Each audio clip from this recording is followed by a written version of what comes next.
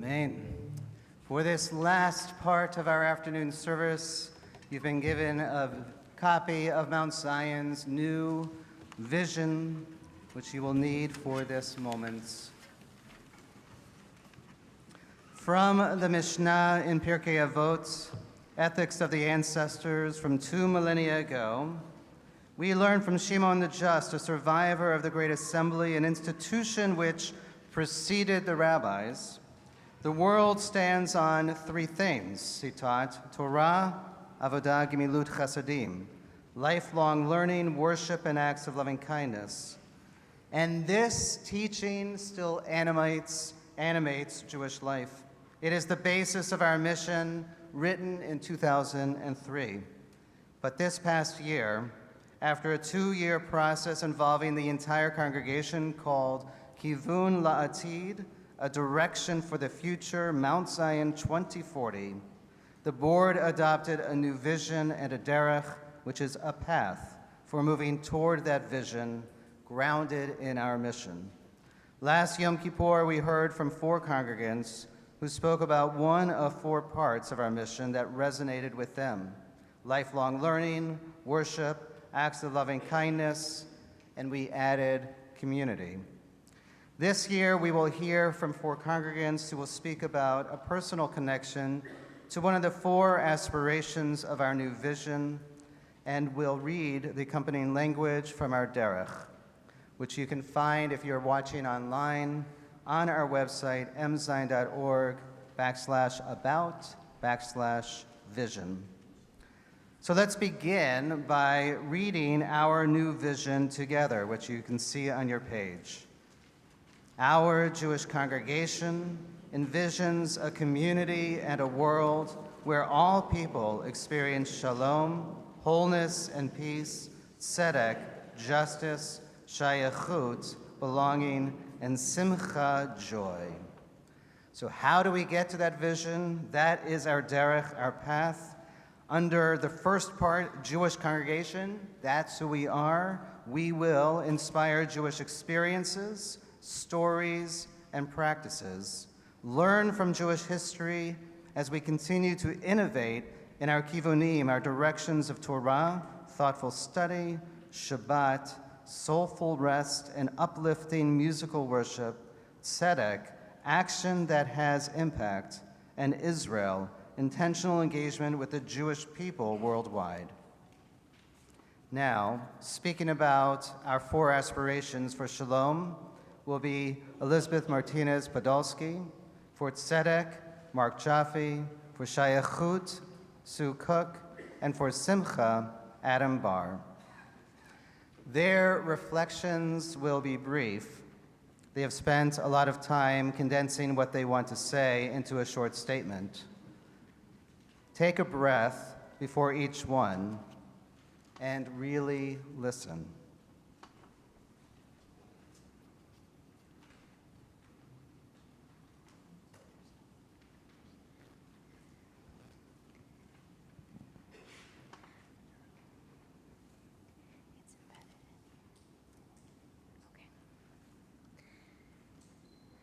For the derech shalom, the wholeness and peace, we will strive to be a caring, compassionate community grounded in hesed, or loving kindness. We create an environment where each of us can bring our whole selves and listen and learn from each other with curiosity and respect. I recently traveled to China for work. There were so many things that I learned, and I was able to participate in culturally. One of my experiences, we had an opportunity to visit the Forbidden City, a palace court once reserved for only the emperor, his family, and workers. As we toured the city, we learned about some important cultural and spiritual concepts that still have a long-lasting effect on Chinese structural government and social norms. One of the concepts that seemed to keep re-emerging was the concept of harmony. Harmony meant that things were in balance, equal. Harmony could be found in nature, in relationships, and seemed to influence how people made decisions. For me, harmony is found by paying attention to the truths I encounter in my daily life. Seeking my own harmony requires some self-work, though. It requires me asking, who am I? What are my purposes? Does what I do matter? And who are my people? As a full-time working mom and PhD student, harmony isn't easy to come by. I realize it's when I connect with family and community that harmony seems most possible. Harmony made me think about our own sacred connection to shalom. I wondered what the difference was between the two.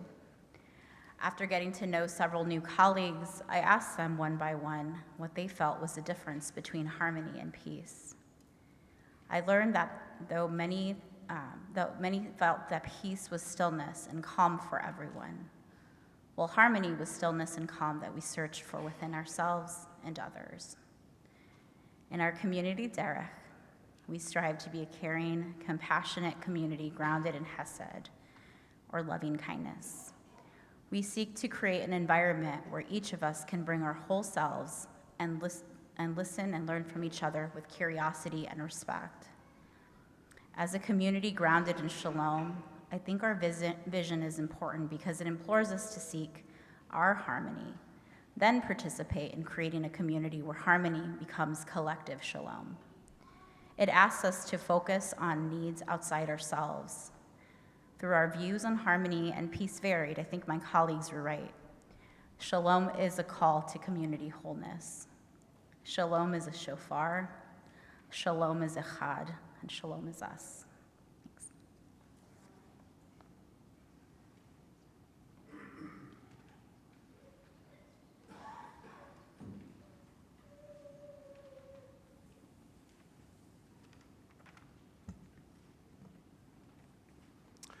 From our derech tzedek justice, we will engage congregants with diverse experiences and perspectives to learn from Jewish texts and from each other, and honor disagreements as is our tradition. This will prepare us to partner with others to take action in the tikkun olam, healing and repair of the world. Be guardians of the earth, pursue equity and counter oppression in its many forms.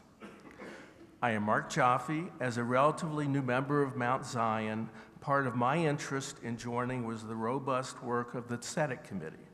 As the leader of our immigrant justice program, I am pleased that Mount Zion is now helping 3 families from Peru, Guatemala, and Egypt, all of whom are seeking asylum here. As part of my reflection, I want to share with you my thoughts about what I have gained from accompanying new immigrants, which is one way we at Mount Zion are countering oppression in its many forms. I have learned that central to accompanying a new immigrant, beyond providing material support, is helping someone regain their self-esteem, dignity, and empowerment. My enjoyment and personal fulfillment come when I realize my relationship with a family has evolved from wariness and distrust to warmth and friendship. When I realize I am receiving as much as I am giving, and when I take joy in the cultural differences while realizing I share the same life's goals and aspirations.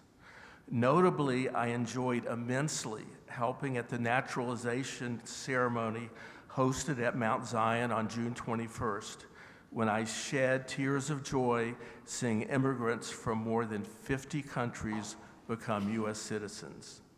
Thus, you shall welcome the stranger, for you know the feelings of the stranger, having yourselves been strangers in the land of Egypt.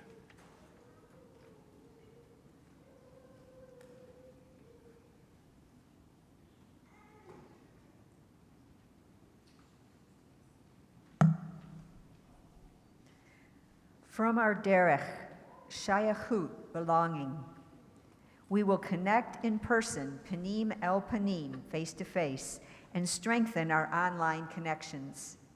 We will nurture and grow our intergenerational and inclusive community and honor our community members who are not Jewish. We will deepen relationships with each other and our clergy and staff. Hi, I'm Sue Cook. Mount Zion's new vision and derech, or path, aim to strengthen our culture of belonging, enabling everyone to feel seen, valued, and part of something bigger than themselves. My experience has been that this is not easy. It requires me to embrace vulnerability and discomfort, sometimes profoundly so. The vulnerability of showing myself so that others can connect with me.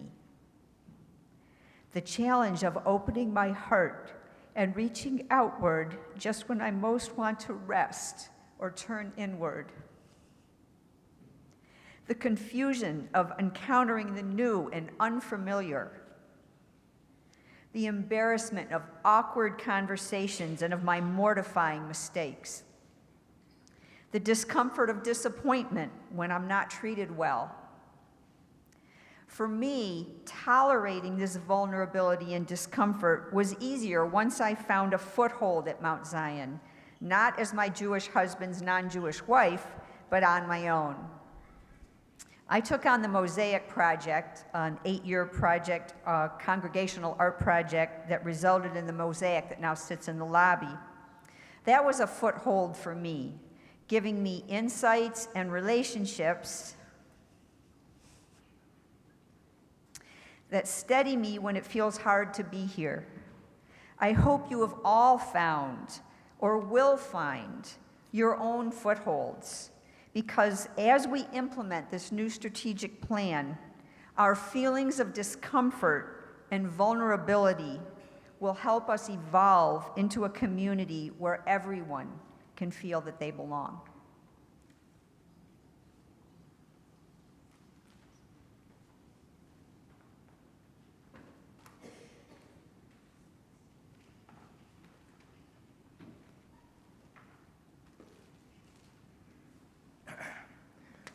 From our derech, simcha, joy, we will focus on gratitude and seek joy even in a time of great upheaval. Celebrate life, l'chaim. My name's Adam Barr, and I'm 61 days old. It's also very awkward to do l'chaim and not doing it as a toast with everybody saying it along. So one more time. 1, 2, 3, l'chaim. Yeah, awesome. All right, so as I was saying, I'm Adam Barr, I'm 61 days old, and after getting a stem cell transplant on July 26th to beat brain cancer for the second time, that date became my rebirth day. Not only am I lucky enough to have 2 birthdays for the rest of my life, that's double the cake, I'm also able to look at the next 40 years of my life with like the wide-eyed optimism of a fresh high school graduate. I've chronicled the past 3 years of my life with honesty, openness, and humor on Facebook and through a podcast, and I've been told that my story is inspiring. I always found that surprising because I've never set out to be inspiring. From the initial diagnosis, I decided that the only thing that I can control is how I'm going to respond to it. I've attempted to look on the bright side whenever possible and can say that I don't take a single thing for granted. I'm blessed to be up here talking to you now and to be able to walk up to the bima, 2 things that would have literally been impossible when I was first diagnosed. One thing that has been a constant through this entire experience is the love and support from my friends, family, and the Mount Zion community. I have made and continue to make the conscious decision to find joy amidst chaos and uncertainty. I hope you all are able to do the same.